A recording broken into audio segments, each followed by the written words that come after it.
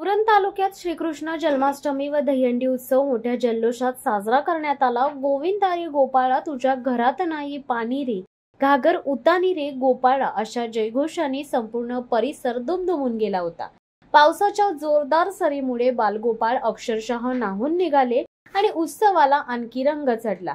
या उत्सवाचे औचित्य साधून नवी मुंबई पोलिसांनी उरण, नावाशेवा, मोरासागरी पोलीस ठाण्यांच्या माध्यमातून नशामुक्ती जनजागृतीचा संदेश दिला। ठिकठिकाणी गोविंदा पथकांनी थरावर थर रचून दहीहंडी फोडण्याचा थरार अनुभवायला मिळाला। चिरनेर गावात ग्रीस लावलेल्या मल्लखांब दहीहंडीचे विशेष आयोजन करण्यात आले होते। हा अनोखा थरार पाहण्यासाठी नागरिकांची प्रचंड गर्दी झाली होती।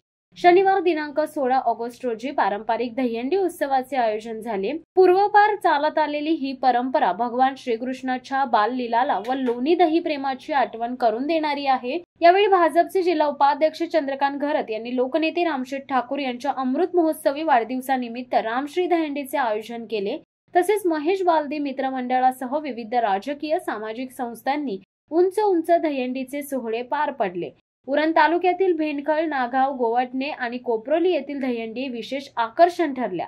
गोविंदा पथकांना आयोजकांकडून देखील सन्मानित करण्यात आले। शिवसत्ता टाइम्ससाठी प्रवीण पाटील, उरण।